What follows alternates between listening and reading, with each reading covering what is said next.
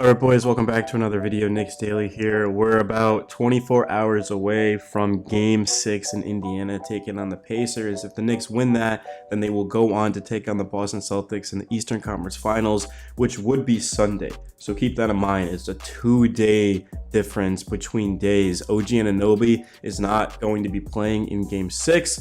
He's not expected to play in Game 7, but in terms of the Eastern Conference Finals, he should be good to go. Whether that be the first game, the third game, the fourth game, OG will play in that series. The Knicks obviously have to get there first, but there has been positive news about OG at first.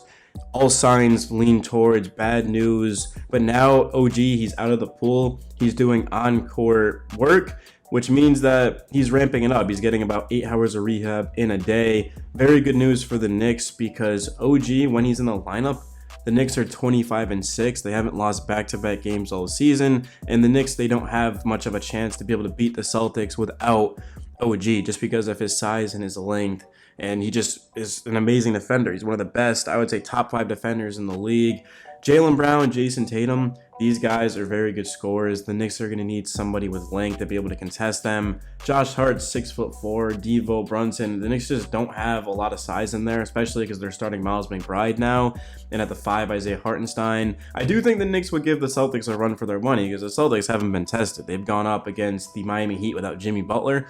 The Cleveland Cavaliers have missed Donovan Mitchell the past couple of games, and Jarrett Allen, and I think LeVert missed the last game. So you can see that the Celtics really haven't been tested. And if you're the Celtics, you're going up against the Knicks. That's going to be a physical series, something that the Celtics just haven't been used to. And I get that the Celtics beat the Knicks 3 times this year. The Knicks only won 1 of those games, but the Knicks dominated the Heat in the regular season last year. The Knicks dominated the Celtics in the regular season last year. The regular season, the playoffs is a lot different. The Knicks, the only concern with them is going to be their lack of fatigue. Because the Knicks, these guys have been playing big minutes the entire season. No OG, no Randall, no Boyan, Mitchell Robinson. I mean, that's 4 players, 2 starters, and 2 role players that are not out there for the Knicks. We've seen Alec Burks, Precious Achiuwa, even Jericho Sims has played a couple of minutes. Tibbs, he's still essentially running a 7-man rotation, but is that sustainable in a playoff run? I mean, I don't know how often that's happened where a team plays that few of guys. Before the Knicks, the key is going to be ending the Pacers in Game 6, coming out super aggressive, playing your all. You have to understand that if the Knicks lose to the Pacers in Game 6, they have to go back to the Garden at 3:30, 2 days later. I mean, that's not even 2 days, guys, in between games. I mean, that is something that the Knicks certainly aren't going to want to do.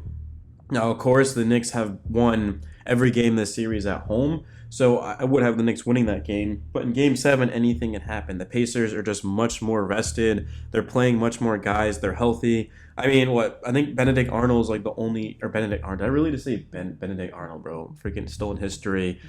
Benedict Mathurin is not, bro, oh my God. Mathurin has not played this series, but I mean, that doesn't make up for the Knicks being without 4 players. But you look at the Pacers, and they just attacked the Knicks with a bunch of different players. I mean, Obi Toppin, we've seen Isaiah Jackson and TJ McConnell and Ben Shepherd. These guys are coming off the bench looking fresh. And of course, the Pacers, they've got 5 guys in their starting lineup that they've had their moments. I mean, Nembhard defensively has been a liability going up against Brunson. That second quarter, Brunson was 7 of 9 alone, and had 20, I think 22 points at the time. I had 21 points, and Tyrese Halliburton was quiet last game. Aaron Naismith, same thing, just bad, man, flat out bad with his efficiency. Defensively, Jalen Brunson goes out there and drops 44 points. Pascal Siakam, 7 of 15. He's been efficient, but Siakam, I mean, honestly, Siakam was probably the only starter that I thought had a pretty good game. I mean, everyone else was kind of quiet, but yeah, the Pacers, they've got more depth than the Knicks as of right now because of the injuries and things like that. But the Knicks are the better team, and they've got to find a way to figure out this series because it's not going to get any easier for the Knicks. Philadelphia, they were 31-8 with a healthy Embiid. They go up against the Pacers, a team that is young, just has no pressure, and they played pretty well this series. But the Boston Celtics, regular season, they were 64-18. 64-18 is insane. The Celtics, I feel like the Knicks are going to be able to come up with a strategy to be able to attack them. Al Horford played 35 minutes, had 22 points, 6 of 13 from 3, 15 boards. Al Horford was the best player on the floor last night, if I'm being honest, for the Boston Celtics. But imagine the Knicks attacking him in pick and roll. I mean, Jalen Brunson would have a feast with Al Horford switching on to him. And if you do decide to double Brunson, well, now Dante DiVincenzo is going to be the next man ready to catch and shoot a three ball. And Dante, he's hit 11 threes in a game this season. I mean, Dante can completely change a series, as we saw, game 6 against the Sixers, the first couple of the games of the series against the Pacers. Dante is an incredible shooter. He's one of the best shooters in the NBA. He was over 40% in the regular season. Derek White, Drew Holiday, Jason Tatum, Jaylen Brown. There's a reason why the Celtics were second in the regular season in defense. It's going to be tough for the Knicks, but I do feel as if the Knicks defense is going to be able to match up well with the Celtics offense, assuming OG's out there. So the best case scenario for the Knicks would be beating the Pacers in Game 6, obviously, because then you don't go to a Game 7.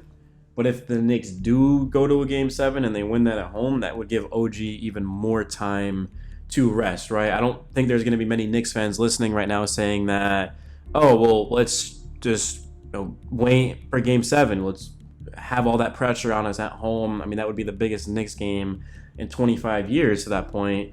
So that way we can get more rest for OG. I mean, no, you don't want to risk that. You'd rather just beat the Pacers in Game 6, get it over with. Because if OG does come back in Game 3, which probably is realistic to this point, if the Knicks can win one game in Boston, then they come back to New York with a healthy OG ready to go. That's going to be the thing for the Knicks, is just putting as much pressure on the Celtics and the Pacers as they can. But we don't want to get too ahead of ourselves. I'm just giving you guys an update on OG.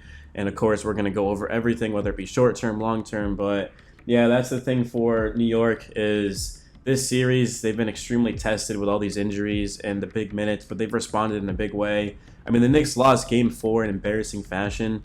Game 3, Nembar hit a game-winning shot. And then Game 5, everyone was wondering, are the Knicks done? Are they going to be able to come out and play Knicks basketball? And they did. They won by 32 points. If you're a Knicks fan, you've got to be ecstatic. I mean, even if the Knicks do lose this series, it wouldn't be the end of the world, just because they fought hard and they've done what they can with what they have. But I do expect the Knicks to win this series. I do think we're going to win Game 6. I mean, I know it would be a great story to go to Game 7 at the Garden, but I think we're going to win Game 6, and we're going to take on the Celtics this Sunday. And I don't know what to expect out of that, but all I'm focused on is Game 6, Indiana tomorrow. But again, when you're making daily Knicks videos in between days, there's only so much you can talk about. So guys, hopefully you enjoyed the OG update for the injury, and hopefully you enjoyed the video. Smash the like button, subscribe, and I'll see you boys in the next one. It's your boy Knicks Daily. Let me know your thoughts on Game 6. How are you feeling about it, man? You feeling good? You feeling nervous? To me, like I said, I trust these guys. They learned a lot from Game 4. Losing by that many points with that low of energy, it just wasn't Knicks basketball. And the Knicks, in post-game, they said that we've got to be better. We've got to give more energy. It was an embarrassment to the fans, and they came on aggressive and got it done. I think they'll do the same in Game 6. The Pacers, I don't see them responding from Game 6. But, hey, if the Knicks can respond, the Pacers can. So you never know. But